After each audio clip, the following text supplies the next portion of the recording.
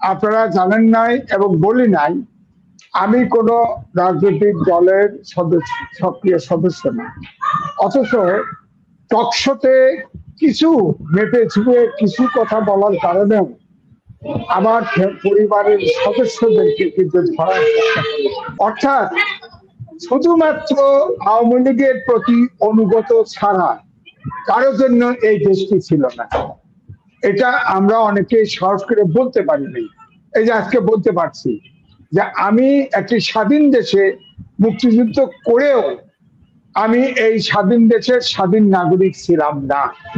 আমাকে আপনারা টকশোতে দেখেছেন, অনেক মেপে মেপে কথা বলতে হয়েছে, কিন্তু আমরা মেপে মেপে কথা বলেছি। কিন্তু ধরেন আমি ইংলিশ জার্নালিজমে বরাবর ছিলাম, এই সময়ে ৩-৪টা পত্রিকা বেরোচ্ছে, সব জায়গায় আমি ডাক পেয়েছি। আমাকে নাকি ডিজিডিএফ ক্লিয়ারেন্স দেয় নাই প্রধানমন্ত্রী অফিসের কারণে, এবং একটা সিস্টেম দাঁড় করা হয়েছিল। আমি কর্মহীন, তখন আমি ইংরেজি জার্নালিজম করে আমি বাংলা জার্নালিজম করেছি। এই যে তাহের ভাই পত্রিকাতেও লেখা দিয়েছি, ছাপা হয়েছে। কিন্তু তাহের বাবুরাও অনেক সময় আবার সব কথা কিন্তু ছাপতে পারেন নাই, কারণ তাদেরও এক্সিস্টেন্সের ব্যাপার আছে, কোন কথা চেপে কোন বিপদে পড়ে। অর্থাৎ একটা মুক্ত দেশে মুক্ত কথা বলা এই সুযোগটা পেয়েছি।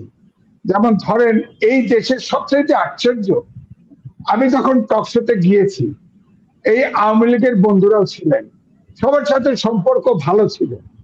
হাসতে হাসতে বলতো যে আপনি এত শক্ত কথা বলেন, আপনাদেরকে তো জেলে দিতে পারেন, তবে কোনো সমস্যা নাই।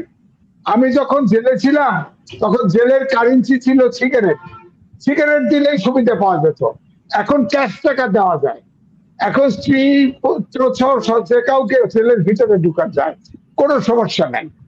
কয় আপনাকে মেরে ফেলতে পারে, 72 বছর বয়স এখন রানী, এখন মেরে ফেললে কোনো সমস্যা নাই, এখন সমাজের আমি বোঝা, আমার ছেলে মেয়ে যা করার করে খাচ্ছে, কোনো সমস্যা নাই। কয় আপনাকে তো আয়না ঘরে পাঠাতে পারে। তখন আমি বলছি ভাই এই জায়গায় করেন না, আমাকে মেরে ফেলার জন্য পরামর্শ দিয়ে। এই যে আয়না ঘর, সবচাইতে দেখেন গণহত্যা হয়েছে তার চাইতেও ভয়ঙ্কর হচ্ছে আয়না ঘর। একটা গণতান্ত্রিক লোক কি কোনো আয়না ঘরে এইভাবে 8 বছর 10 বছর কোনো লোককে এইভাবে নির্জন কারাগারে রাখতে পারে, নির্জন গুহায় রাখতে পারে? এরা স্বৈরাচার না, এটা আরো কিছু। দেশে দেশে স্বৈরাচারের গল্প শুনেছি, হিটলারের গল্প শুনেছি। হিটলার তো মানুষ মেরে ফেলেছে, এ তো অনন্তকাল এই গুহার ভিতরে ঢুকায় রাখে নাই, না খাওয়া না দেওয়া, বাসি খাওয়া। এখন তো বেরোচ্ছে, বলেছে দেখেন বাইরের টেলিভিশন গুলো প্রোগ্রাম করছে না, আল জাজিরা প্রোগ্রাম করেছে না, আয়নাঘর দেখিয়েছে না, তখন এগুলোকে ডিনাই করা হয়েছে। না, কোনো আয়নাঘর কোনো বন্দি নাই, গুম হয়েছে, জাতিসংঘ হিসেব চেয়েছে, গুম হয় নাই। বেরোলো কেমনে? 3-4 জন বেরোচ্ছে।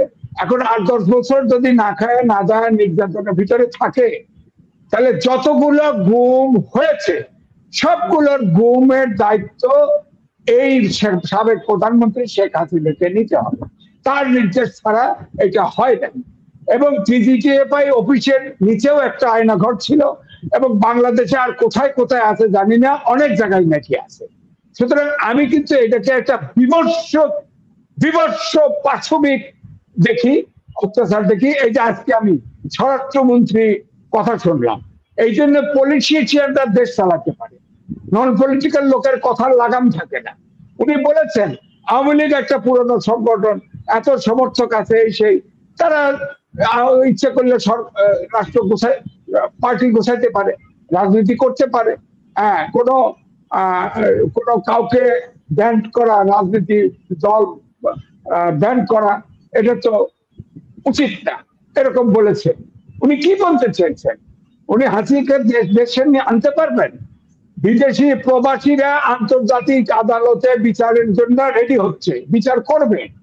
গণহত্যার থেকে শুরু করে এই যে টকশোর উদাহরণ যদি নেন, যত আওয়ামী লীগের নেতা কর্মী সহযোগী টকশোতে এসছে, সবাই বলেছে বঙ্গবন্ধুর কন্যা শেখ হাসিনার নির্দেশে এই হয়েছে, উনি আছেন, উনি সমস্যার সমাধান করতে পারেন।